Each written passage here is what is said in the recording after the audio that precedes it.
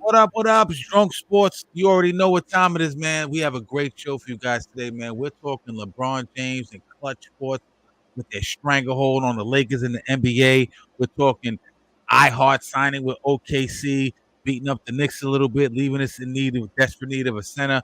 We are talking NBA free agency, all these chess pieces moving around the fucking league. We're talking George Paul, Klay Thompson. It's crazy out here. We're also going to talk Giants Hard Knock Life, preview that. It just debuted on HBO. We got a great show. Stay tuned.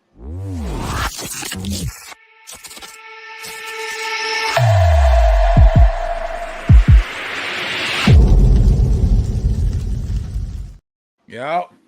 Yo, y'all already know how we do this, man. This is my cue-in, man. This is what I do best. You know, we're gonna start off with a shot, ladies and gentlemen. You better pull it up. You know what I mean? You better sip some shit with us, man. Me and Cash have been working a long, hard day, but we still gotta provide y'all with some dope ass content because that's what we do. So this shot right here is for people like us and for people who like the shit that we like besides alcohol and sports. You know what I mean? Being good fathers, it's whatever, man. We just ill ass dudes, man. Salute, Cash. You already know what it is, man. Let's go.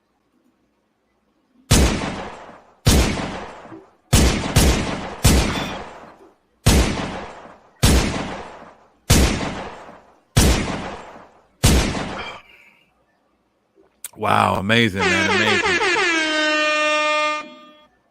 What up, my guy? What up? What up? What up? Yo, what up, man. internet world? Yo, man. Yo, we got one in the books tonight for y'all, man. Word up. It's hard getting the engine to start, but we here, man. I want to welcome everyone back to Drunk Sports Talk, New York's new #1 sports talk show. We are the voice of the streets. Allow me to reintroduce myself. It's your boy Cash, and you know I got my boy Q with me as always. Q, what's the deal, brother? Chilling, man. Yo, it's just, loving life, loving what's going on in the NBA, loving that hard knock life, setting it off a little bit early, man. It's gonna be a really good summer. The summer's gonna be dope. It's like, yo, man, I don't know what more can you ask for, right?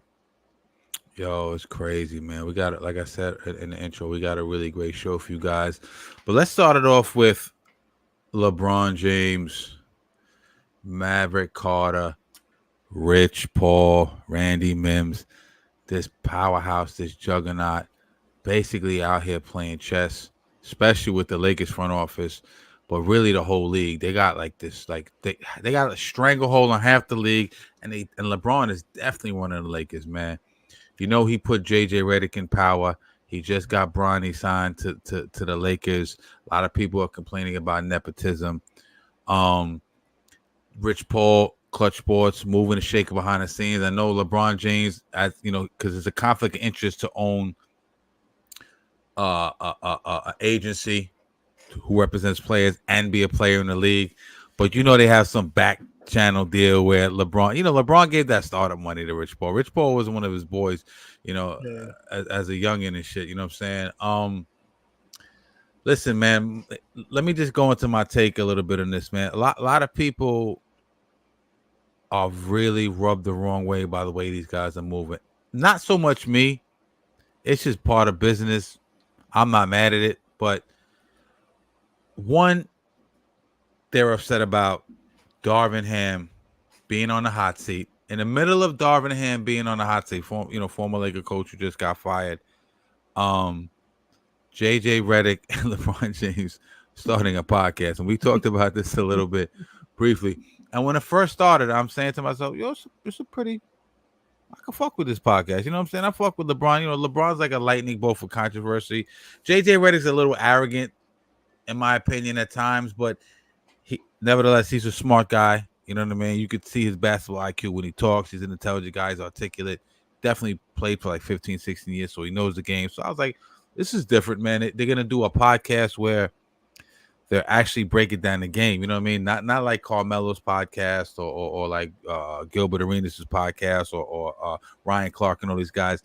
There's former sports guys, but they talk sports, but they talk it in a different light. They're not really breaking down X's and O's. They're kind of humanizing the players and, and breaking down life situations. But But in the middle of the season and Darvin Ham having a bad season, Anthony Davis throwing him under the bus in a post-game press conference, basically, they start this podcast, Mind the Game, right?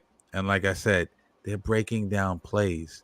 And a lot of people are saying, man, this is clearly, when the dust settled and people started understanding what's going on, this is clearly a play for LeBron to put JJ Redick in position to coach the Lakers. JJ Redick has never coached on a professional level. Great commentator, great analyst, but he's never coached on a professional level. Forget about his basketball IQ. As good as it is, it's different. It's a lot goes into coaching. It's not only substitutions and X's and O's. It's, like managing egos and personality and personalities and like learning how it's spending a lot of time in looking over game film and how to position players and road trips, and it's just a ton of shit that goes into coaching. It's not only X and O's, it's a ton of shit. You're basically like management almost, you know what I mean? But clearly LeBron James putting JJ Redick in position, right? And another thing people were perturbed about recently is his son, Bronny James, getting drafted late second round, mid second round, whatever it is. A lot of people claiming nepotism. Listen, I'm a father. So it doesn't really, I'm going to do whatever I have to do for my son. You know what I'm saying? So I'm not mad at LeBron in that aspect, but there are people saying that he might have cost somebody a job. He gets a 2-year, Ronnie James. I think he had 2 year, 4.7 million or something like the 7.9. The money is minuscule. So he got 4 year. He got a 4-year deal. Yeah. Ronnie James. Yeah, but listen, he's got a 4-year deal, right? Guaranteed as a second round draft pick. Typically, most second rounders don't get guaranteed contracts. They have to go through the ringer in the summer league and the G League, even to just get a 2-way deal.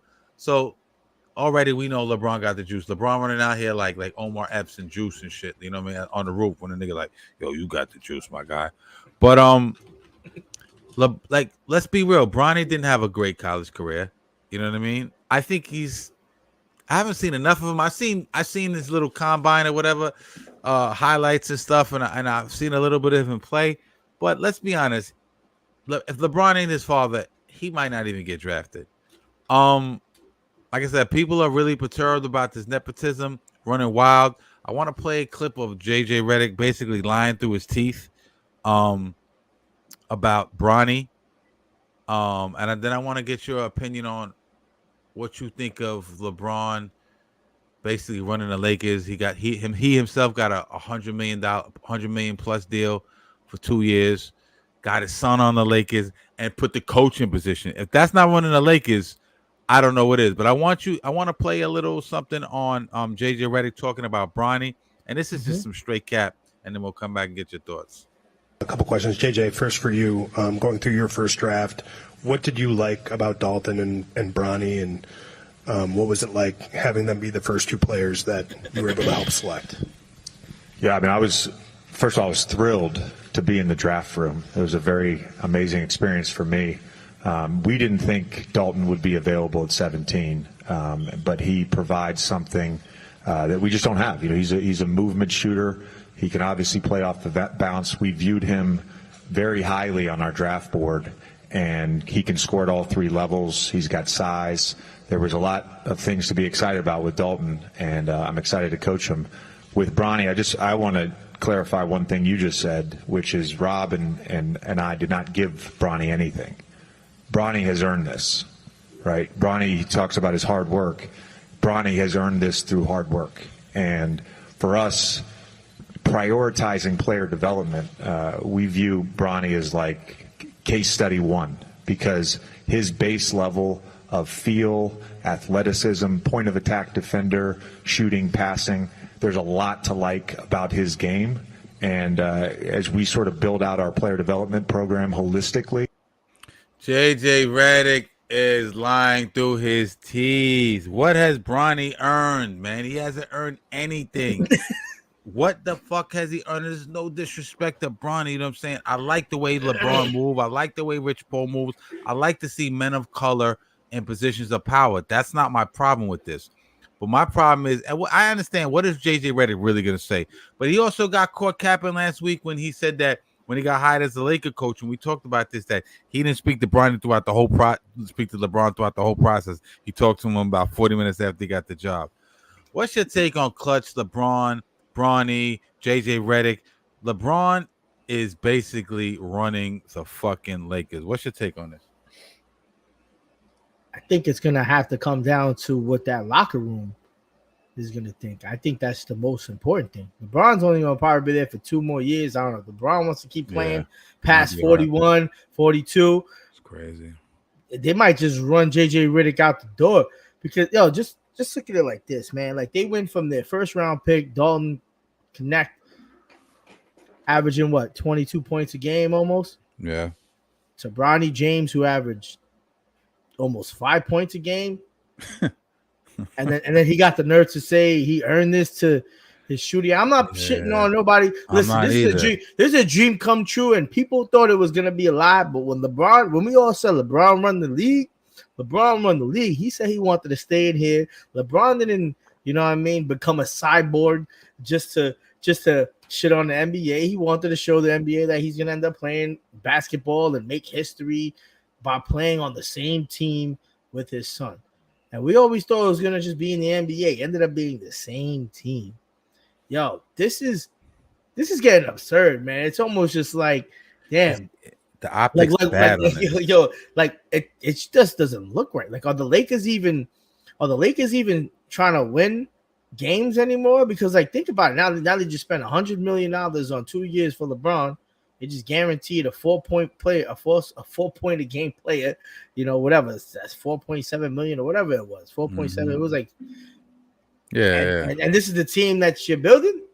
And you got Anthony Davis, who's hurt from time to time. It's just, it doesn't make any sense to me. And I can see, if I was a Laker fan, I would be aggressively upset.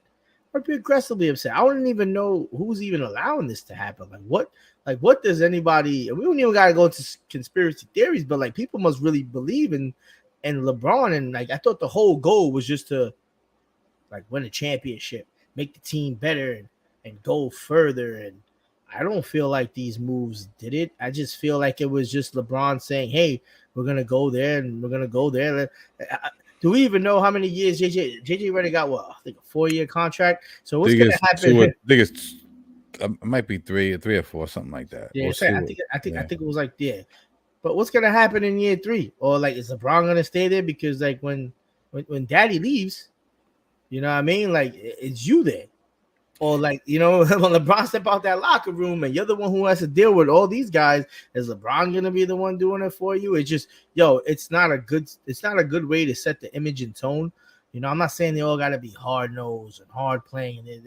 That's cool. It's good when you have that veteran, energy around you to help guide you to where it needs to be. Sometimes it can happen. People can go into different departments in any type of occupation and need that veteran present to help you be whatever you're trying to be better at in that aspect of that profession. But when it comes down to this, it just looks like that person just chose you to be there. He chose this player to come here. No, he did. But where does it stop? It stops when he leaves the league. No, I'm talking about in the league. Now LeBron got his son on it. Now LeBron is no average motherfucker. It's not like like Jericho Sims could get his brother on the fucking Knicks and no shit. He's arguably the second best player of all time. Some believe he's the first, right? So he has major juice. Not only that, he's a billionaire, and he's got pieces of the Red Sox. He's Spring Hill Productions. He's got his hands in a lot of shit. He has a lot of money, a lot of power, a lot of influence, right? But what stops Robert Kraft from getting his grandson on the Patriots, or John Mara getting his, whoever, in-law on the Giants? Where does this stop? I mean, this opens up some crazy shit. Now, there's a lot of nepotism in pro sports. Bill Belichick, I think, had his brother or brother-in-law coaching, and front offices are flooded with even in real life, even on our level, we have fucking family members all throughout our jobs and shit like that. But I think this is bad, man. The optics are bad on this because, in my opinion, you snatched somebody's spot. Like, there's a guy right now that deserved it over Bronny that could have been on the Lakers. We don't know who that guy is, or who they would have liked, who would have fit that system. But there's somebody who took that spot from. Now, granted, that's life. LeBron James, big time power broken NBA.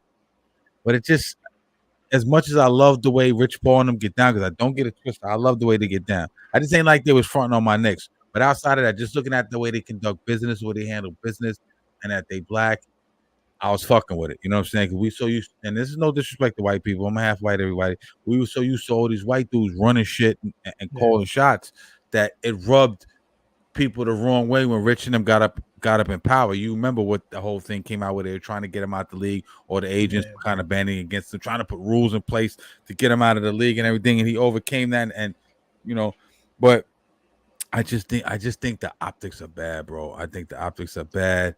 I want to play a little clip before you go on. If I think the optics are bad, but I think it just looks bad to the Lakers at this point.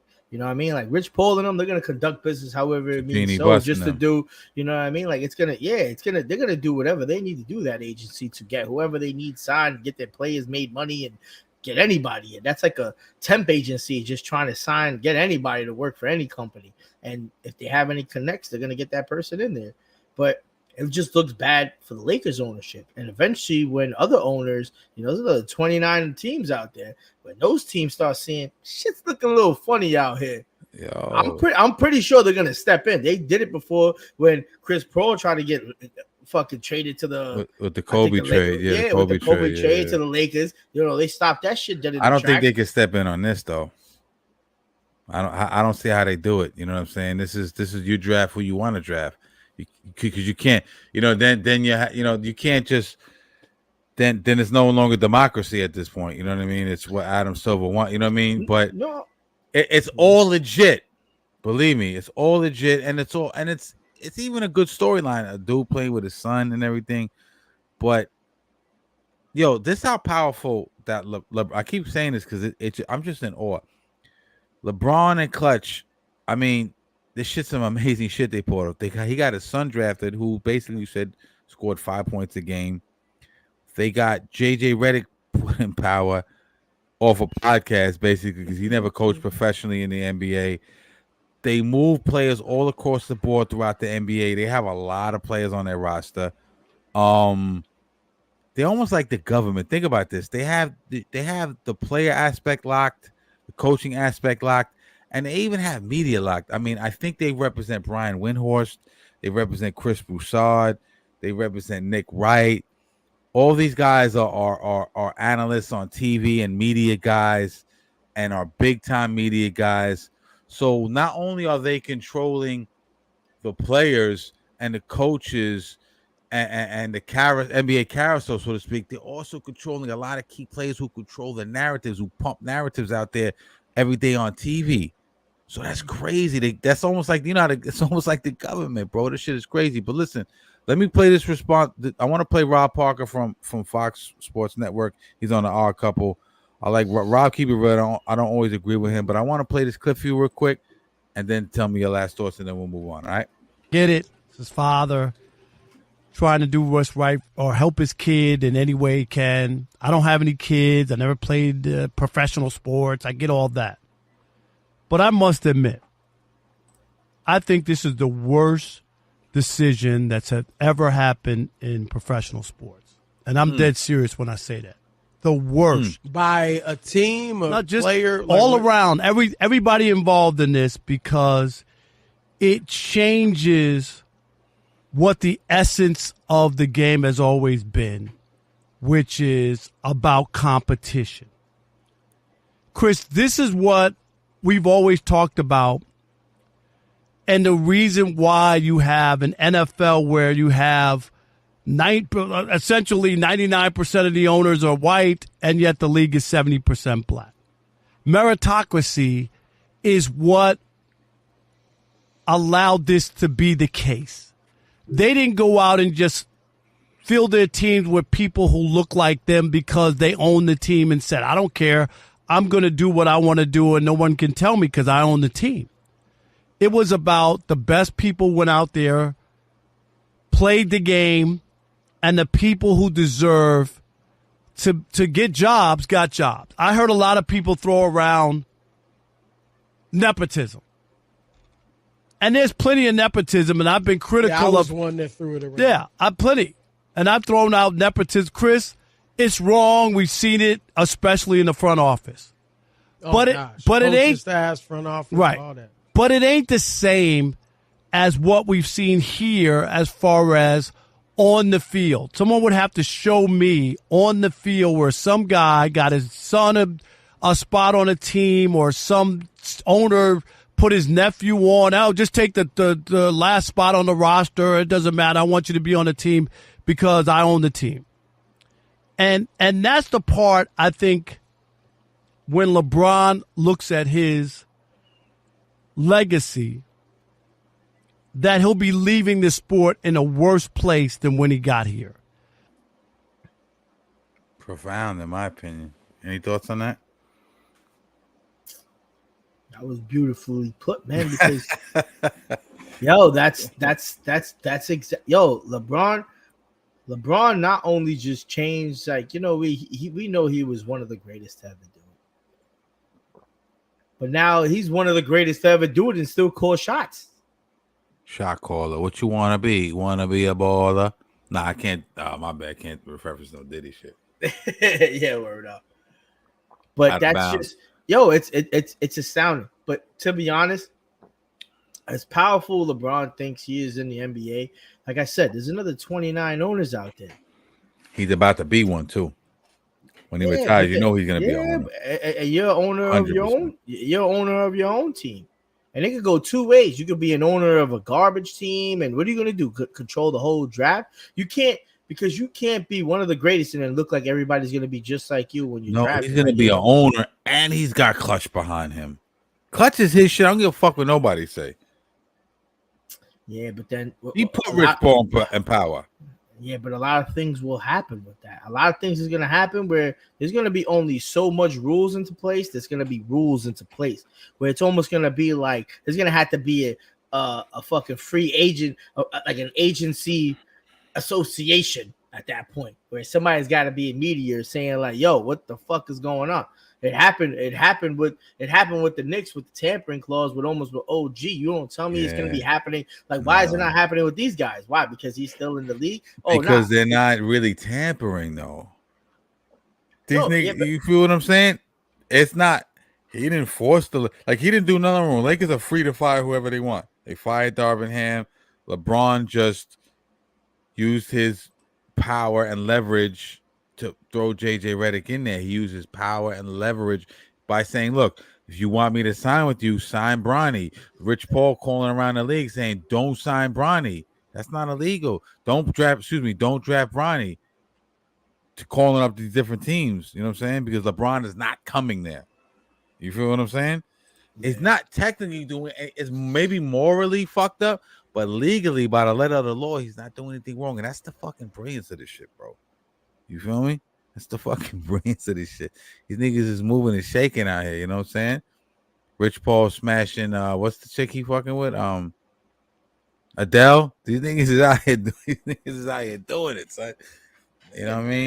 Yo, more power too. But like, shit crazy. Like, that's what I'm saying though. But like, sooner or later, you got to realize, like, is somebody gonna sit back and be like, damn, we just paid, like, you see, like, because they don't have the type of salary cap that like the NFL has. Like, NFL is the hardest sport to manage and be a GMO. You got 50-something players. Granted, you got 10. I gotta pay 50-something of these dudes. And if I go over, I'm probably gonna get fired off of that luxury tax.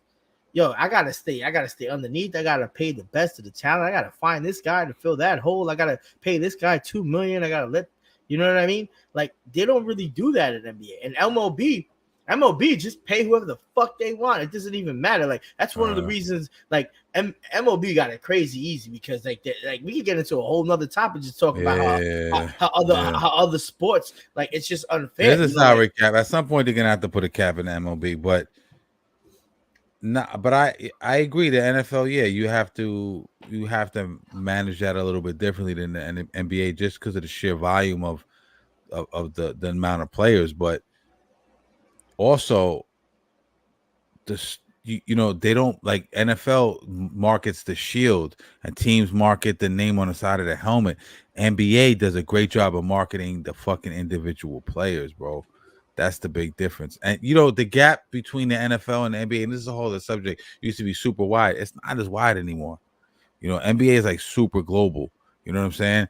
I love both sports. I love both sports. We cover both sports, but it's this is great, man. Listen, if you listening right now, leave a comment in the comments and shit, and let us know what you think about this, man. You pro LeBron and Clutch, or you against them? Yeah, Or yo, I'm not against them. Fuck around. LeBron might be just like, you know what I mean? Might be announcing the NBA draft picks in a couple of years.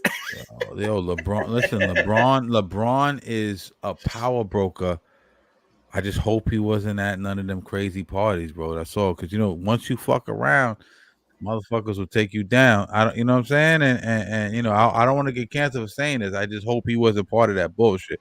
But Nah, yeah, right. let's move on, man. Let's talk a little, though, man. This, you know, I was getting ready to say this one hurt, but I'd be lying if I told you that shit. It didn't hurt. I didn't like it. I didn't love it. Um, but I don't know how mad I am at it. Time will tell to see. What I'm talking about is the Isiah Hartenstein signing with OKC. Um, did I like Hartenstein a lot? Yes, I did. He was an integral part of the team these last past 2 years. I think he was a very good player. But people are out here acting like fucking LeBron James leaving the Cleveland Cavaliers and going to the Miami Heat. It ain't that serious, my guys. You know what I'm saying? I was always a supporter of Mitchell Robinson. I thought Mitchell Robinson is way better defensively, a way better rebounder. Now I understand Hart in the scheme and the system that Tibbs run was incredibly important. Spacing, he has that little floater. I'm gonna say all the shit everyone's saying. Little floater, where he passes, very good passing. Big man didn't really show up in the stats. He only averaged like I think 2 assists a game or whatever it is. But it's not always the assist or shows up in the stat. Maybe it's the pass before the actual assist. You know what I mean? It's the pass before the kick to the corner for the three. I think iHeart is gonna be missed, but I don't think it's the end of the world. Now, in terms of iHeart signing with OKC, that was a no-brainer, bro. No-brainer. They were the number one seed in the West. They gave him the super bag, $30 million a year. There's no way we was gonna give him $30 million a year, right? There's no way he's not getting $30 million a year. For 30 million, they 29 million or some shit like that. It's close. Yeah. I'm just rounding. What do you get? What do you got? 3 years and like 82 million, right? Nah, I think he got a little more than that. Let's look up. Can you look up his deal? I know he's. I think he was like between 27 and 20 and 29 million a year. I know it's close to 30 million. 87. Yeah. So he got he got about 20, almost 28.9. Yeah. Let's just say 30. Let's not nitpick. Yeah. He wasn't gonna get that with the Knicks. OKC, great move for them. Obviously, SGA, insane. They had a lot of offensive rebounding problems, and just toughness problems. As good as Chet is, second year in the league or whatever. Yeah. Chet Holmgren is really good, but he doesn't. I don't want to call him soft. He just doesn't have his weight up yet. I think Hartenstein playing along him is gonna really boost that fucking team up crazy. They also got Alex Caruso, right? Am I mistaken? Did they get Caruso? Yeah, they just got Caruso. That's a really good move. So they've gotten better. Now in terms of the Knicks, our problem is who replaces Hartenstein, and can Mitch stay healthy enough? Can he play enough games that where it doesn't hurt us that badly? Like, I think if everything is level and Mitch plays 68 games or 70 games and Hartenstein plays 78 games, I think Mitch is the better pick. I've said this for a very long time. Defensively, maybe spacing, Hart's a little bit better for the team, but defensively, rim protection, and rebounding. Yes, the floater's cool. The being able to pass and the 2-man game with Brunson is very awesome, and it works for our system. But at the end of the day, when shit slows up in the playoffs and Giannis is backing you down and dunking it down your neck or doing jump hooks in the lane and all that shit, and Embiid is out there shooting Word threes up. and then taking you down. You see, Embiid was eating Hartenstein's fool that shit. That was a big fucking problem. You know what I mean? The East has gotten better. I say that to say this. I'm not as upset about Hartenstein as most people. I'm just worried about the backup. What's your opinion on this? I think the backup, everybody got to be worried. Everybody wanted to keep Hartenstein and Mitchell Robinson. We had that segment. In a perfect world, we get either Bridges, we get somebody else, we keep Hartenstein, and then we already got, we're gonna bring back OG, we get Bridges, and then we didn't say Bridges back then, but fuck it, he's the one that we ended up getting because we were gonna get somebody, and we keep them. But it didn't happen. But we offered him. Now, you can't blame him. I think we offered him 4 years, $72 million. Hartenstein. We knew he wanted that bad. He wanted that extra $11 million a year. He got that 1 year less contract, and like longevity is a big part. And these 7-footers, like he don't know what type of player he's gonna be in 3 years, or he might be washed up in 3 years. Who knows? Who knows if fucking Mitchell Robinson might play fucking 60 games, 65 games next year, and then be super ready for the playoffs. But we do need a taller guy. I remember you was talking about, there's a couple people out there, they say Mason Plumlee, and then Mo Wagner, and then there was like everybody, Andre Drummond, everybody, Valcunez, I wanted up. Drummond. I ain't gonna lie. I like Drummond. I like Drummond. And I like Wiseman. I thought they should have made a move on Wiseman. He went to Indiana. That strengthens Indiana. We'll get to that, guy. Yeah, and they're all stacking up. It's that Eastern Conference. They know that conference is gonna be a problem. I'm not down shaming the Western Conference, but I don't know. They didn't really show me no spark in their step. They showed me they had scorers, they got a little bit of size, but they don't really have that. I don't know. You could see that spark in the basketball team, and they're like, yo, that team is just gonna be really good. And there's a few that it might see, but we only have to. But there's a few that you could tell that might happen, but we got to see what's really going to happen. But the Knicks really need a taller guard. If we sign back Precious Achiuwa, to be honest, he's more of a backup for Randall than a backup for both. Like he had no choice but to play the 5. Yeah. But I can't have a 6'8" dude backing up. You know what I mean? Backing up Mitchell Robinson. Only when we're playing small ball that'll work. Absolutely. And he's strong. He can lack height, but he's strong. We might have to bring Achiuwa back. I say bring Achiuwa back. And they're talking about Kessler, and they're talking about all these other dudes. Kessler on Utah. I don't want to do no business. I don't want to do no business with Danny Ainge. We know Danny Ainge. He's trying to lift your whole entire roster from under your nose. And Leon Rose is smarter than that. Leon Rose ain't gonna do that. Maybe they work out a deal. Maybe I don't know what the parameters of the deal could be, but that seems to be the buzz in the air. Like, I really want Andre Drummond. Mo Wagner, cool. Who are the Valanciunas I liked. He's off the board. Wiseman, I thought got a raw deal. Not raw deal, but it was the scheme and the way Golden State plays with Steve Kerr and Steph and all those guys didn't fit Wiseman. I never understood why they really drafted Wiseman. I didn't get it. To me, it didn't fit, but I like him. He's got size. He's got length. He's a project. And listen, let me tell you something. As much as people criticize Thibodeau, some people love him, some people hate him. We love him over here. Tibbs develops people. Isiah Hartenstein wasn't Isiah Hartenstein when he came to the Knicks. Let's be honest, right? Now he's Isiah Hartenstein. Tibbs got him a bag. Isiah Hartenstein needs to slide Tibbs a bag. Yo, here's a little bag. Thank you for looking out for me. Bring a guy over here. Maybe we continue to develop Jericho Sims. We bring a guy in here. Maybe Tibbs develops him into a Hartenstein. Who knows? You know what I mean? Because when you're here, we know that defense is contagious. Tibbs' system is contagious. you can't be the only guy not hustling, not playing D, not running through walls for him. I don't know, man. I don't necessarily know if I know the answer. Like I said, I wanted Drummond. I thought Drummond, his girth, pause, and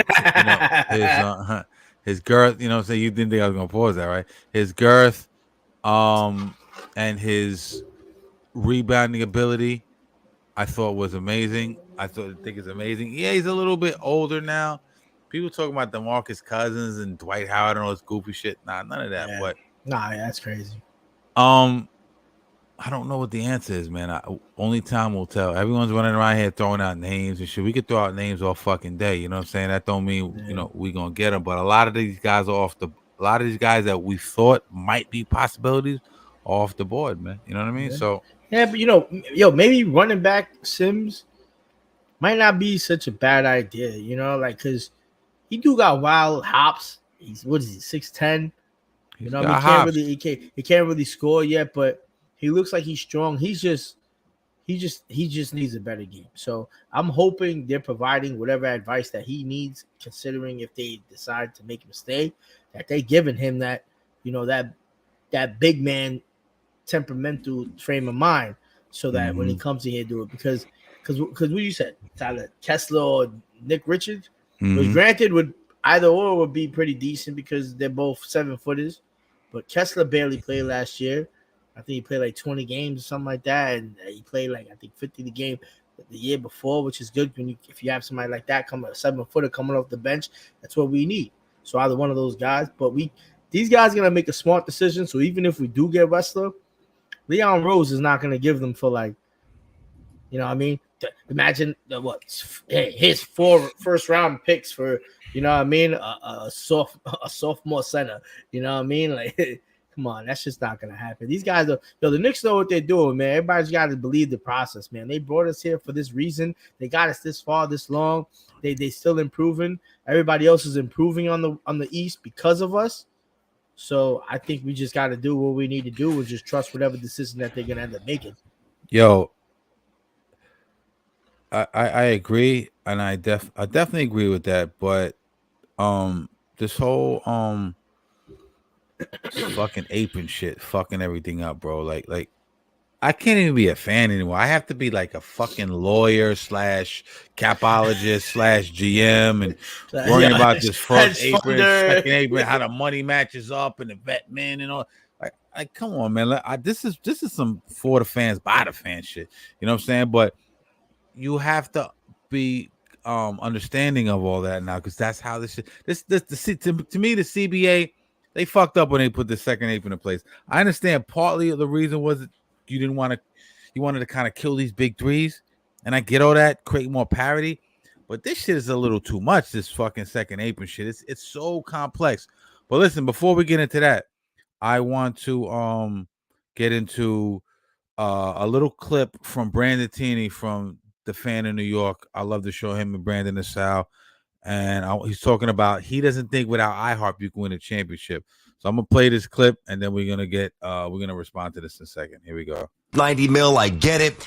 He was a highly sought after commodity. I love what this Knicks franchise is about. Leon Rose, I just have at this point inherent faith in whatever he does is going to be the right thing. Jalen Brunson, outside of Aaron Judge, is the biggest superstar in this city. He is amazing. I love the Bridges trade. I love the depth. Knicks have a chance to win a lot of games. The way I see it, and they will win a lot of games. Right now, Sal, in the course of 2 minutes, and I didn't think he was going to stay, even though I was hoping for it, the Knicks go from a team that could win a championship to a team that cannot. You and I disagree so much on Isiah Hartenstein's value for this team, what he does, flow in the offense. All of a sudden, the Knicks, and it's not their fault. He outgrew the contract. He had a big season. Things happen. Without Hartenstein, the Knicks are not a championship team. Yeah, I just almost 90. What do you say to that? I think that shit is lunacy, and I like BT. I fuck with BT. Yeah, I totally disagree. And the only reason I disagree is because I always put us to be a championship team if only Mitchell Robinson was starting. Like I'm, and that's how it was supposed to always be. Like Hartenstein was supposed to be coming off the bench, like because we knew for the reasons that you stated earlier, due to injuries. Yeah, he doesn't have. There's two really good things that happen: injuries for Hartenstein's career that just showed it out, and then if he leaves, which we kind of all knew was gonna happen, but if he left, then everybody had to say, "Oh shit, the Knicks is gonna go down a lot." Like, what was he doing? Like, he was he was grabbing a whole bunch of rebounds, but what was the team missing? Team was missing another a 10 rebounder per game. But who else you think it's gonna go to? No, not to cut you off. Hartenstein was a really good rebounder, especially offensively. Yeah, I give him that. Yeah. And I'll give him that. But he also played the majority of those games without Mitchell Robinson or Julius Randle, which was our two leading rebounders. So what do you think is going to happen when you put another 7-footer on a team? He's going to lead the team in rebound. I'm not saying I'm not taking. He deserves every bit of money that he got. Yeah, he does. He knows how to play the game. He can pass. But he has that issue of being a big man. He's going to go down to the West because they play a little bit slower. They don't play as aggressive. Jokic doesn't play like that. Let's be honest. Jokic doesn't try to back you down every time. And you know what I mean? Jokic plays that lazy center ball. Embiid is going to break you Jokic is a nightmare. Down. Is a matchup nightmare, though. That's what I'm saying. So it's going to be a problem down there. You know what I mean? And AD out there. Yeah. He's gonna have just as many. Yeah, Wemby. Wemby's a matchup nightmare. Wemby's gonna be a matchup. No, he's not gonna be. He's gonna be. And the only reason I say that right now because he really don't have no paint present yet. Listen, mark my words. Wemby is gonna be a fucking nightmare. You think Porzingis is a nightmare? That's what I just said. Yeah. I said he's gonna be. He's right now. Though. He's not. He's right. And like 2 more years. Maybe let's see what he does next year. How he does it in the paint. Rookie of the year, bro. I seen him in person cut the Knicks up. Wemby's nice, man. I was a big non-believer of it. Trust me. And I was like, nice. Kid is definitely. I thought he was just gonna walk in on the court in the first game and be like, fucking leg broke. You know what I mean? But he's not as brittle. He's a little bit stronger, but. But back to the topic. Yeah. I'm not. I think the Knicks still have a great chance because, there's 2 key things that you need to do in order to get it that far. Number 1, right? Stay healthy, and play hard. That's the problem. Mitch Robinson don't stay healthy. That's what they don't stay healthy. We're like 50% there. As long as we're gonna play hard, no matter what, we're gonna play harder than any team on the other 29 teams. I don't care what anybody says because anybody's bugging if they think another team plays harder than the Knicks because we showed y'all what we did with damn near 7 players on the floor because our other 4 or 5 were fucking hurt.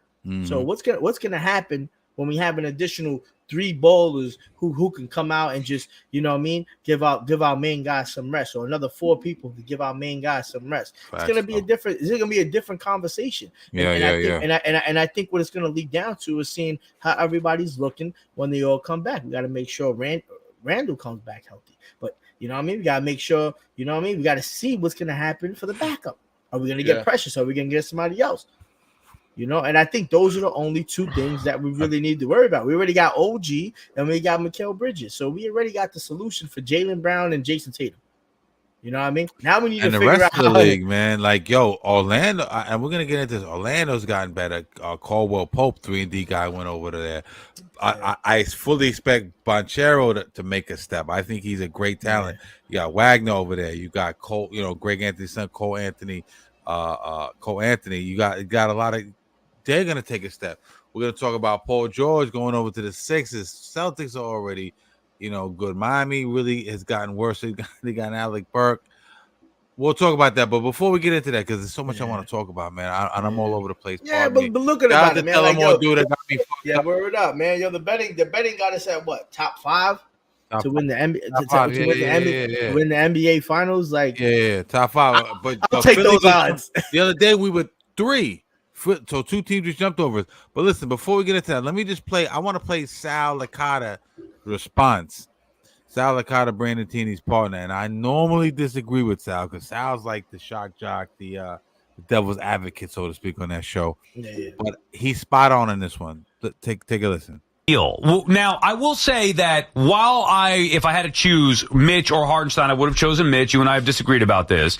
And while I always felt like he was going to leave, over the weekend, I felt like, you know what? Maybe there is a chance here because if he leaves the meeting with the Thunder and didn't sign, and then there's some reports that, hey, maybe the Knicks are trying to make this fit and they can figure it out to give him, 17 or whatever a year. However, they could try to get the most, they could offer him and keep it competitive. I started to think, all right, maybe it can happen and he'll take less to come back. However, there's no way the Knicks could go near $29 million a year for Hartenstein. There's no way they should. So they couldn't, and I wouldn't anyway. And I also just don't think he's a nice piece. Let's not overvalue. So for years, it's about, get the superstar, build a team that can have perimeter defenders, guards that can put the ball on the floor and score, attack the rim. Now it's about we're worrying about a backup center and Hartenstein who doesn't even have a good, he's okay at a lot of things. He doesn't even do one thing particularly well. I gotta agree with that. As much as I love him, because for what the Knicks do, shit don't always show up in the stat line. For the way the Knicks play and for the way they constructed their offense and the scheme, he was very important to that. But individually, does he stack up with Mitch? He's maybe a tad bit better offensively, but no, he doesn't.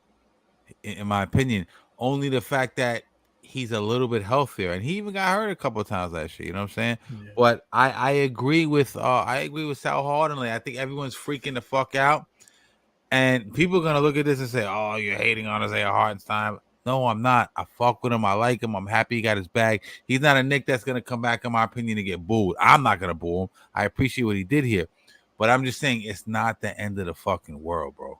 I still think we could compete with anybody in the East, man.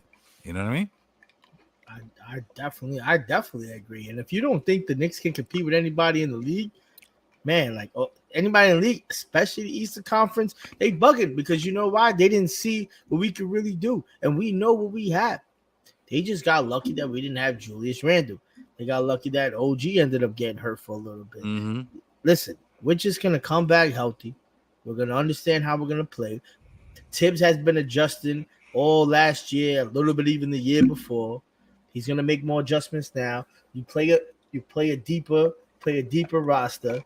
You know what I mean? Know when to rest guys. I think this is a learning aspect for Tibbs now, because now Tibbs knows he's just that close to get there. He just hasn't reached the finish line. But if you make a little bit of adjustments and let go of your ego and do this there and do that there, maybe that did work a little bit better. And sometimes it does, sometimes it doesn't. But those are the type of decisions that you got to make when you're in that position. And I think the Knicks are definitely right there. And anybody who disagrees, I would say this every day. Y'all just don't watch basketball if y'all disagree at the Knicks. Because every time the Knicks play anybody team, I don't care what team you're a fan of, y'all scared. Because what always ends up happening, we could be down by 15, 21 in the third quarter, and then we'll blow y'all out by 15. We beat Minnesota. We beat Phoenix. We was beating everybody last year. That was considered a good team. We beat the Celtics. We beat the Bucks. Yeah. We destroyed the Nuggets. We beat the Magic. We beat the Pacers. Facts. I really and most people recognize us. Listen to Bill Simmons' podcast. Shout out to Bill Simmons. I really enjoy his show, his podcast. He has the Knicks top 6 in the league. Everyone, we're here to stay. We're not going anywhere. I don't care what Vegas odds say. I like who we got. I do think we need a backup veteran point guard. Although I do like this kid Tyler Kolek, I think his name is the rookie. He kind of reminds me a little bit when we talked about Tyrone Tracy for the Giants, the running back. Yeah. I think people are sleeping on this kid. You know what I'm saying? He got handles, a little hands, a little something. He can shoot the three. He plays hard, no defense. I think Tibbs don't like to play rookies historically. But I think this kid is going to get a little bit of burn because I think he's a Tibbs type of fucking player, man. So I'm excited to see him So yeah, I'm not too worried about. I think, like we said, the motto on the show, in Leon Rose we trust. I think Leon Rose will get somebody in here. I think Tibbs will develop them, at least to be a serviceable backup for Mitch. I love Achua. I would love to bring Achua back. Size is the issue with him, but I think Leon Rose will get somebody in here, and it might not be the sexy name right now. A lot of the sexy names are off the board, but it could be a sleeper. And I think we might be developing Jericho Sims. We might play this backup guy until we develop Jericho Sims. Who knows? I don't know. We'll see. Only time will tell. All I know is just go New York, go New York, go. We ain't going no fucking way. I'm not even worried. The Knicks got a plan. Let's move the fuck on. NBA free agency. Man, this shit been crazy. Before we get out of here, we only got about 10 minutes left. Let's get this in real quick. Let's do like some rapid fire shit. Klay Thompson, man, leaves the Golden State Warriors for the Dallas Mavericks. A nice move on the Dallas Mavericks part, in my opinion. They needed 3-point shooting. They needed a catch and shoot guy. It was Luka and Kyrie, perfect penetrators, dish out. Klay, catch and shoot, match made in heaven, in my opinion. Some people are saying, Klay's a little past his prime. He used to be a 3-and-D guy or a two-way player. Maybe he's not the defensive guy he was, but he can still shoot. He almost shot 40%. I think in the second half of the season, he was closer to 40%. I think it was like 37% in the first half of the season. He was almost at 40%. Whatever it is, the man can shoot. I know he had some knee issues and some Achilles issues. He was coming off of that, and I know there was people are kind of fronting on him. I think Klay's gonna be just fine. I don't think he needs to be the defensive guy on that team. They have look who they got: Luka Doncic, Kyrie Irving, Klay Thompson, PJ Washington, Gafford. You got Lively coming off the bench. You got a nice crew, man. You got a really nice crew. I think that was a great move. Some people think the Warriors did Klay dirty. I think slightly they did him dirty, and I'm gonna give my response after I play this clip. Let me know what you think. Yeah. First question would be, has Klay Thompson been wrong? Klay Thompson and what he meant to the Golden State Warriors, 4-time NBA champion. The man is going to have a statue outside that arena or practice facility, but damn it, it's going to be somewhere in the Bay Area. I said this at the trade deadline that I felt like they should have ended this relationship and let Klay go or got traded him and let him have a new destination.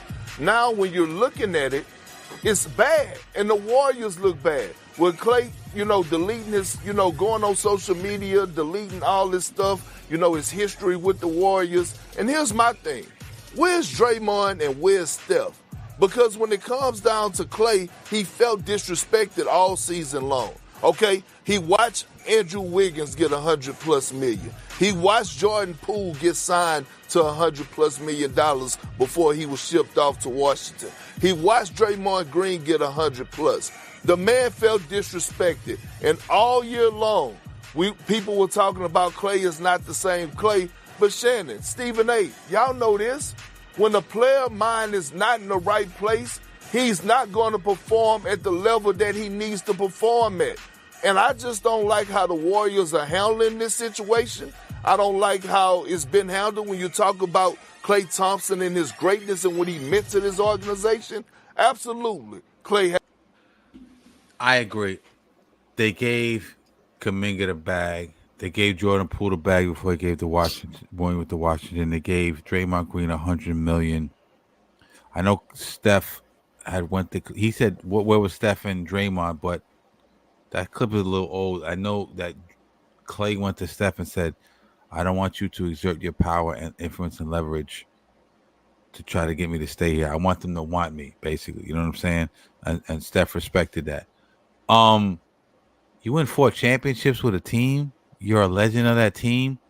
You're supposed to, like he said, you're supposed to get a statue out there. You see Kuminga get the bag. You see Poole get the bag. Where the fuck's my bag? Golden State offered him 2 years, $48 million. He winds up going to Dallas for 3 years, $50 million. You know what I'm saying? So the $2 million, you know what I'm saying, wasn't a big. It was $2 million less or $2 million more for an extra year. So I think they did him dirty, in my opinion. I think we have to honor our stars. I never liked that Patrick Ewing got shipped off to Seattle. I never liked Carmelo Anthony went to OKC.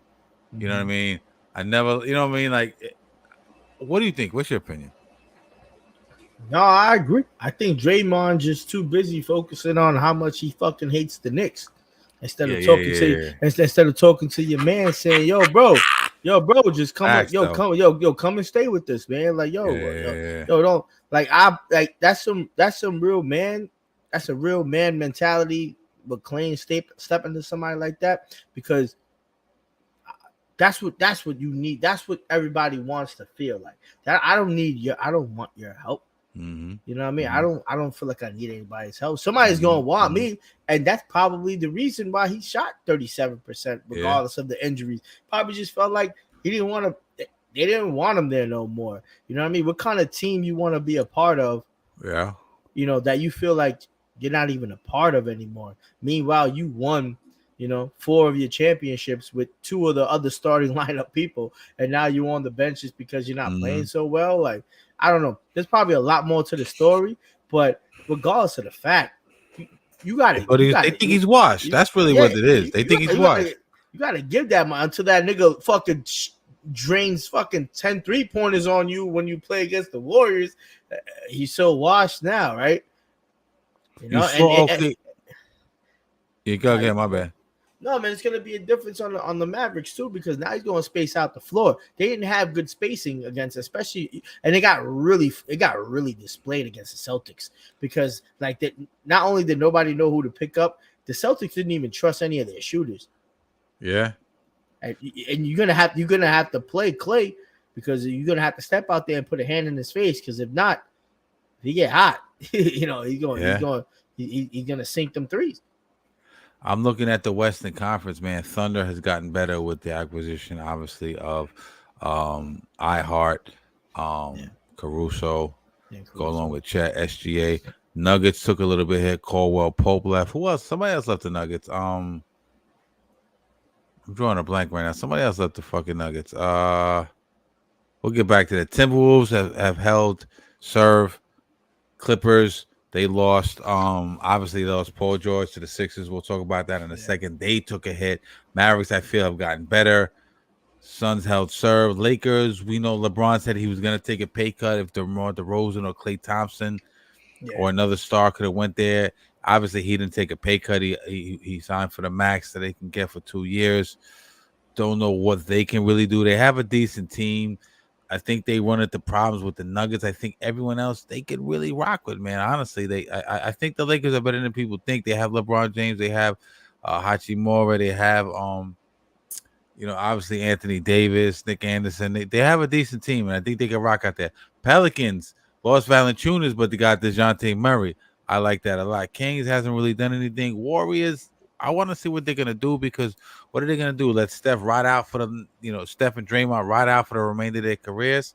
I think they need to make a move at some point, or let Steph go. Jazz still in rebuild mode. Spurs, Chris Paul goes there. I like that move. I don't think the Spurs are done wheeling and dealing. I think they're looking at I heard marketing from Utah. There's a lot of things people are gonna do. I heard marketing. I heard marketing was trying to go to I heard the Warriors were looking into marketing. Yeah, I heard the Warriors as well. They're a player in the game. Which makes sense since they got rid of Klay. So yeah. So I think the West. I don't know. I think the West has gotten better and worse, if that makes any sense. You know what I'm saying? Who left the Nuggets? Let me check the Nuggets. Oh, it was Reggie Jackson. Oh, Reggie Jackson. Yeah, that's a nice choose off the bench too. So yeah, Nuggets. I'm not sure what they're doing, but they still got Jokic. They still got Jamal Murray. They still got on the Nuggets. Yeah, Aaron. Oh, you got Aaron Gordon. Yeah, they still got a decent team, man. They still got a very good team. Let's talk about the East Coast. And the major. That's the talk of the town, bro. That's the talk of the town. Major. We just ran through the West Coast real quick. Pause. The major news on the East Coast. Obviously, Paul George going to the Sixers. Knicks fans were in, euphoria, utopia when we got Mikal Bridges. We're like, yo, we're gonna get this champ. We gonna. And I was out here talking about we're gonna bust the Celtics ass, and I still believe that. Then the Sixers get Paul George to go along with, obviously, their MVP, all-time Hall of Fame headed center Joel Embiid, and their budding superstar, in my opinion, Tyrese Maxey. I'm really high on I'm buying on Tyrese Maxey stock. Did the Sixers hop over the Knicks, in your opinion, in terms of who's going to compete with the Celtics for that Eastern Conference championship? No, I think they just got leveled with us. I think the Sixers without Paul George, were noticeably better than the Sixers. I think that's a move that they had to make because they needed that, because we brought back OG. We got Mikal Bridges. Julius Randle's gonna come on a biggest vacation of healing, and we come back wheeling and dealing. You know what I mean? With Frazier status. You know what I mean? Like that team really needed to show us something. Now, what the Celtics need to be worried about is how, is Al Horford still going to be able to play the way he does? Is Porzingis still going to be injury prone? And because we saw he was in and out of the playoffs, if he doesn't come back in time, do they win? Because we saw how effective he was just having his height out there. Because this is becoming a big man's league. This is becoming a big man shooting league to bring them out there. Now the shooters can shoot that 7 feet. They can lay down these little jumpers. This shit gets exciting when it's like this. This shows who's talented. This shows who really put work into their game. Now, do I feel like the Knicks are still better than the Sixers? Yes, I do. Philly's interesting to me. Obviously the big three, and Daryl Morey loves that big three. That's his thing, big three. You know what I'm saying? And dying, and he finessed that trade. Now, I like. I'm not gonna lie to you. I liked Paul George and the Knicks. I just didn't like. I thought the fit was great. I thought he's better than Mikal Bridges. He's definitely a two-way guy. I just thought that obviously the contract and the age maybe wasn't a great fit. So I think Mikal Bridges is good in terms of that. But had Paul George been a little bit younger, great piece. He doesn't stay as healthy because he played a lot of games last year, but historically he's gotten hurt. Tyrese Maxey, Paul George, Joel Embiid, like I said, big three. Andre Drummond's a great acquisition. They re-signed Kelly Oubre. I think that's a great acquisition. Yeah. They lose Nicholas Batum. I think that was a key piece. I think he went to the Clippers, if I'm not mistaken. Yeah. They have some. They got Eric Gordon, which is a nice pickup as well. I like the Oregon. So they got some nice pieces. Did they lose Tobias Harris? Yeah, Tobias went to Detroit, but Tobias Harris was a fucking no-show in the playoffs. Yeah. So he was a no-show in the playoffs, but he was there. He helped them get there. Yeah. Detroit's giving everyone money. You can get money. You can get money. You can get money. We all can get fucking money in Detroit. You know what I'm saying? But no, I think they have. I want to see how the rest of the roster pans out. We'll see. They're a little top heavy right now. I know they have another max slot, from what I understand. I don't, and this is not just Nick bias. I don't think that. I agree with you. I don't think they're better than the Knicks in terms of competing with the Celtics. I think it's Celtics, Knicks. I think Cleveland, Donovan Mitchell seeing the writing on the wall, knowing he's not coming to New York, or the Nets. Nets are definitely blowing up their whole shit, and they're, acquiring draft picks, and they're obviously rebuilding so they wouldn't go and get a Donovan Mitchell. Knicks obviously don't need him with the emergence of Jalen Brunson. We'll see what happens with Darius Garland. They have Max Strus, Jared Allen, Evan Mobley. They have a decent team. Now they have a little bit of stability to know Donovan's going to be there for 2 years. He has a player option for the third year. There was rumors that the Lakers might go after Garland. Yeah, because there was that whole thing where they said, because again, goes back to Clutch Sports. Garland is a Clutch Sports guy. If Donovan signs, they're going to push him. I don't think they should do that. I think without Garland, and obviously they're not as good. I think that Kenny Atkins, former Nets coach, really good coach, is over there now. I think he got some stability at the coaching position. They've gotten better. The Orlando Magic, obviously, we mentioned they got Contavious Caldwell Pope, a 3-and-D guy. 3-and-D guys are at a premium now in the league. You know what I'm saying? Yep, that's what you need. Wagner, I think Wagner. Banchero takes a step forward. I think he's a superstar waiting to happen. They re-signed Mo Wagner, somebody who the Knicks wanted, Cole Anthony, So I think they've gotten better. Miami Heat, like we said, got Alec Burke. I'm not too crazy about that. We'll see if Terry Rozier can stay healthy. We'll see if Jimmy Butler can stay focused in the regular season. Who else am I missing in the East? Boston is, even though in about 2 years they're gonna have some contractual problems because Jason Tatum got a super bag. Everyone's getting bags over there. So in about 2 years, the Celtics is like the MLB LA Dodgers. Yo, this shit is they almost is like a fucking $1 billion starting lineup. Crazy. So I'm just looking. And the Bucks, man, can't forget. Yeah, the Bucks are the Bucks. Damian Lillard said he was out of shape last year. He was going through a lot of problems, divorce, a lot of things that. And listen, let's be honest. Shit off the court, if it's serious enough, can not have you focused. We all deal with this shit in life. Just going to work and dealing with some problem in your house, it affects you. So look out for the Bucks. Giannis and Dame, you can't count them out. Although I don't think they're as good as because Chris Middleton's agent. Chris Middleton's agent. Pacers, James Wiseman, they gotten better. Obi just got the bag. They secured that. Yeah. Bulls made some minor acquisitions. Not worried about that. Hawks let DeJounte Murray go. I think Trae Young is behind him out the door. I think they're blowing that up. Nets, Raptors, Hornets, Wizards. I ain't Pistons. I don't know. The top heavy teams are Celtics, Knicks, Bucks, Cavs, Magic, Pacers, Sixers. I don't see much from the Heat and the Bulls and Hawks and after that. So I think shit, it's gonna sound crazy. I'm like the nigga from the Wire. Shit. I think the nigga, I think the Celtics, I think the Knicks, it's gonna sound such like a home, but I think the Knicks come out the East next year, bro. I just really believe that, bro. I seen the way they played this year, end up decimated, and now we got the fucking we got a fucking all NBA player and a star coming in addition to our team. Let's go. Julius Randle ain't played the whole year. All NBA, all star. Let's not get this shit twisted. You know what I mean? Facts, man. And I'm drunk. Put some respect on the Knicks name, man, because tired of this shit, man. They just they love to hate. They just don't want to see us win. Nobody want to see us win. But nobody. That's what it be like. That's what it be like. Draymond, Stephen A's even stunned on us. Barkley. I can't. Paul Pierce. Which Pierce. is crazy because Garnett is riding with us. Yeah. But Stephen A. Smith is a clown because he's going back and forth saying we need another piece. How many pieces do we need? Yeah, what type of puzzle? What puzzle is this nigga building? There is no other piece. This is it. like what puzzle is this guy building? So we need another piece. We're gonna see. Yeah, and just like you hear all these national media guys, man. Like there's a couple of guys, like I said, Bill Simmons, Ryan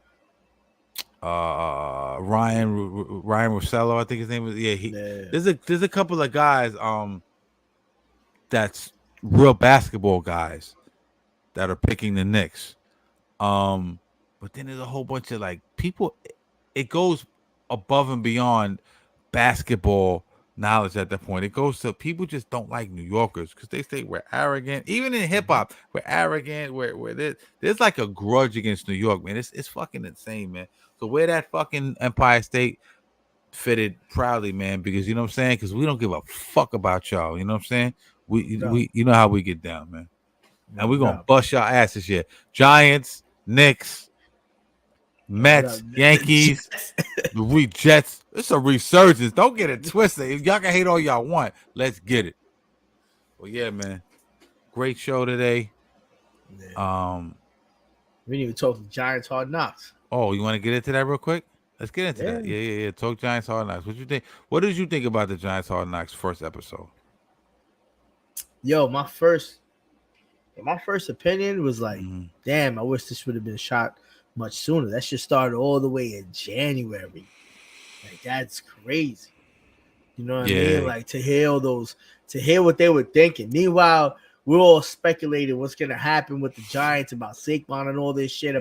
Fucking March, maybe April. You know what I mean? Not like around the end of February, March.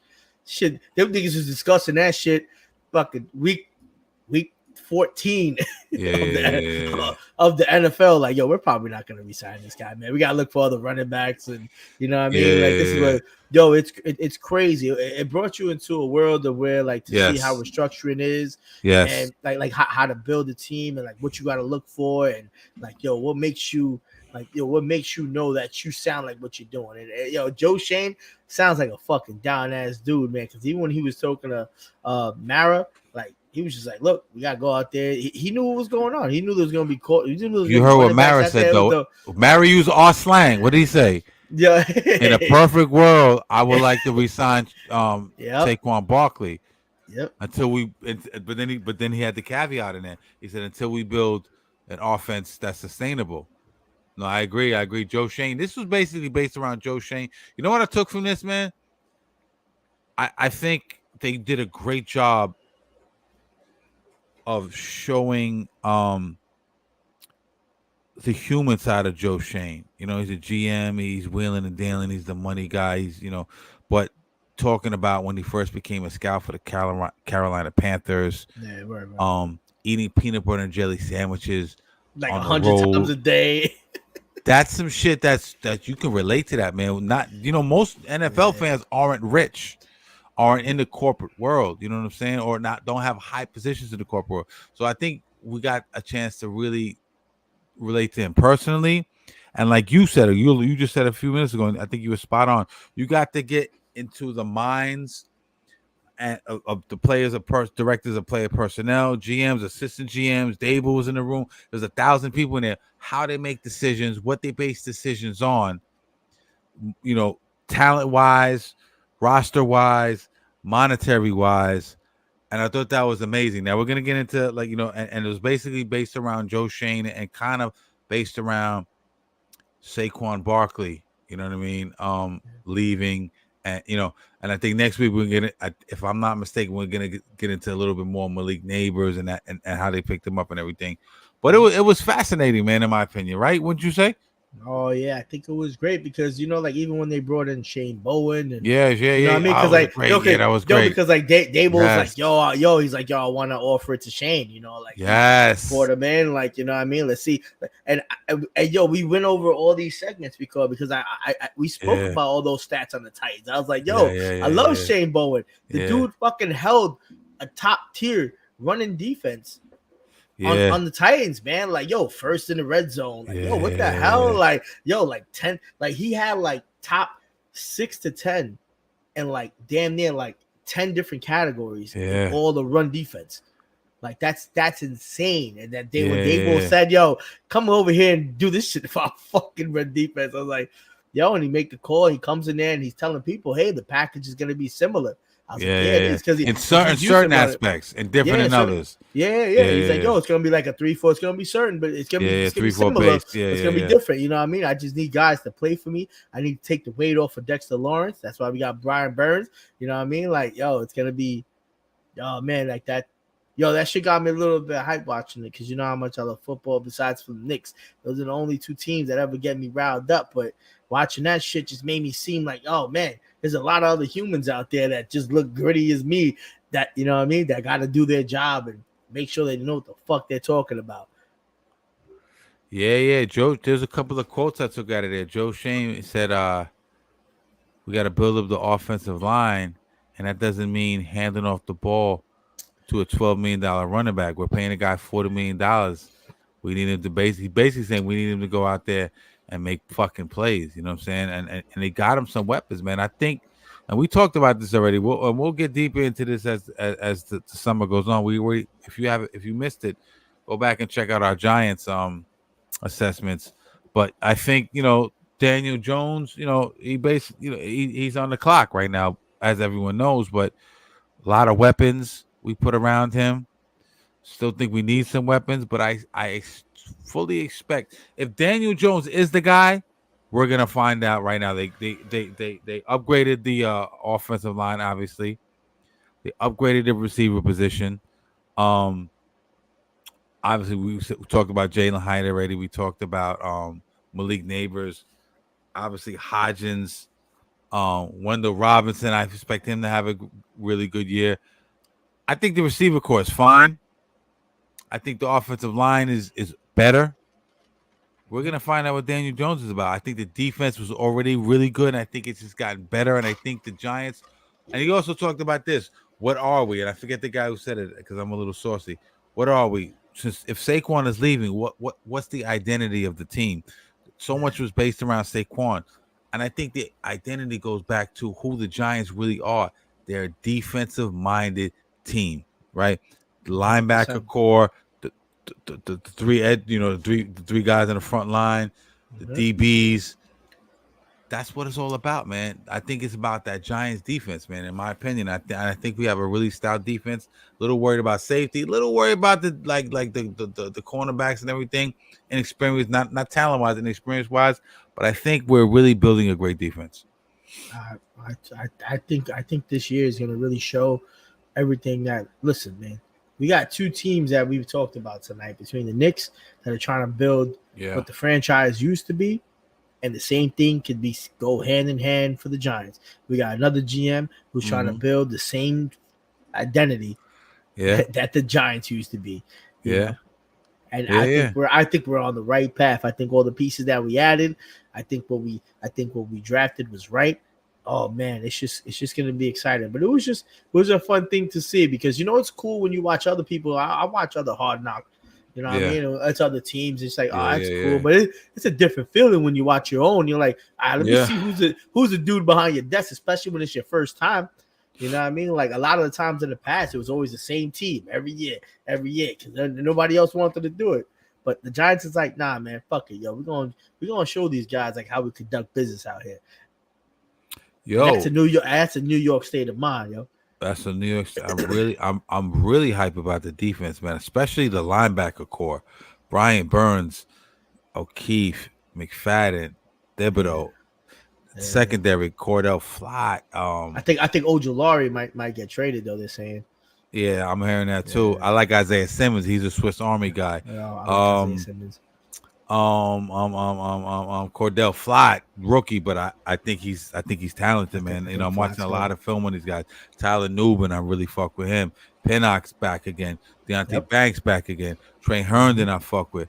Jalen Mills we acquired. Who am I missing? Just a ton of guys, man. I think. Oh, Dexter Lawrence on the line. You know what I'm saying? He's a monster. I just think. Probably the best one of the best nose tackles in the game. Man, I'm just excited. I wish I could talk more about them, but the problem is I just don't want to talk. I want to see.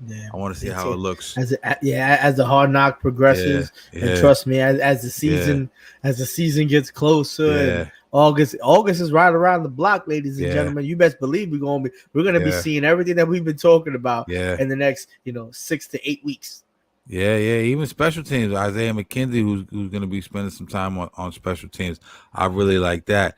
I really like, obviously, Malik Neighbors. We talked about the receiving core. Daniel Bellinger. I'm excited that he's going to get a lot more snaps. Theo Johnson, the rookie. I fuck with him. Andrew Thomas. I like Theo Johnson, man. I think he might be the one to really look out, man, for some reason, man. I'm watching some footage and on Tyrone Tracy, playmaker. We talked about this. Between Tyrone Tracy and Theo Johnson, man, I think those are the two guys that people really need to look out for, man. I'm excited, and I can't wait to see the rest of it. Andrew Thomas, obviously, amazing left tackle. He's back. We can say this with blue in the face. Illuminor Schmidt is back. Runyon. Can these guys stay healthy? I think. Listen, man. I'm scared to jump out the window. We moved Neil. Yeah. Hell yeah, Evan Neal. Yeah, but I think. Man. I think, and I'm hesitant to say this because everyone goes, "Oh, you're just a Giants fan jumping out the window." And I think we're gonna be better than people think this year, bro. I know we got a difficult schedule and everything, but I think Dable calling, like I said, we said this already. Dable calling these plays, I like what they've done. The Giants have gotten exponentially better, and I think people are scared to say it because they don't want to, put the cart before the horse, so to speak. But I really believe in my mind. Now, are we a championship team? No, but if some of these rookies develop and the defense progresses like I think it will, and if we could get anything out of Daniel Jones, I think we're gonna be a really good fucking team, bro. I hate to say it, but I really do. I believe that in my mind and my heart. And I'm a homer, so fuck it. Not a homo. Fuck y'all, a homer. I agree, and I think those are the three key things. I think it's Daniel Jones. I think it's just the defense. I think you're seeing how Shane Bowen, acclimates to running this show. And seeing how Dable can throw the ball. We already know what Dable can do. We've seen him do it. Yeah, we've seen him do it in Buffalo. Yeah, we see him do it in Buffalo. Now we need to see him do it with the Giants because back then, and that's why they're doing this Hard Knocks. But he's proven though. He's not like he's just some wet behind the ears offensive coordinator coming in. He's done it already, and he did it at a high level. So I'm not worried about Shane. I'm not worried. Honestly, I'm not worried about none of the coaching staff. I'm worried about Daniel Jones' ability to execute. Maybe right? Yeah. No, yeah. I think that's the most important thing. I think that, and I think the defense is going to acclimate really well with Shane Bowen. Like I said, man, I think that's going to be a walk in the park. But if Daniel Jones is fucking giving us a 14 touchdown season with 2,800 yards, and he played 14 games with 20 interceptions, dude gotta go. And you already heard what Joe Shane already said. Like, we need to see what he really got, because if not, then we need to know what we got to do when we're moving on. And he said that in January. We need to see what he has. And the whole thing with him is you've seen flashes of him. You've seen flashes of greatness in the passing game and the running game. We already know he can run. Now he's coming back off the injury. Let's see how the wheels are. But you've seen flashes of that he could be pretty damn good. But we always said, man, the line is fucked up. He don't have weapons. Now you didn't stepped your game up a little bit. A lot of it, actually. Yeah. We're gonna see. This is it. Something tells me Daniel Jones is gonna have a good year. I don't know what it is, man. Something tells me he puts in the work, and I respect that. You know what I mean? And he has an arm and he can run. Hopefully he gets it together, man, because I like Daniel Jones. I don't dislike him. I'm rooting for him to win. I want him to win. I just need to see it. Like everyone else, we just need to see it. You know what I mean? To see it. I can't say, oh, this shit's gonna click. I need to see it click before I can jump out the window at this point. Yeah, facts, man. But it's gonna be a really good lead up to the season. New York has a lot to be excited about, man. Unless you're the Nets, and they even have a lot to be excited about because they're gonna rebuild. They have a lot of promise, and they have a lot of a lot of draft picks and shit. So, with the Jets, and we'll talk a little bit more about the Jets. Shout out to Jake Asman. We'll talk a little bit more about the Jets. We'll talk some more Giants. We'll talk some Knicks. New York has a lot to be excited about, man. I'm not gonna lie to you. I'm expecting big things this year. Very big things. Big things. Big things, my man. Let's take a shot. Let's get the fuck up out of here because it's already past my bedtime. Word up. Let's do it, man. You take us out of here. You take us out of here, man. I'm gonna take you. Hold up. You know what? I'm gonna take us out of here. I need some tunes. Hold up. Let's get some tunes going. I'm gonna take a shot to some tunes. Here we go. Let's play that Braveheart shit. That's my joint. Vital Sight.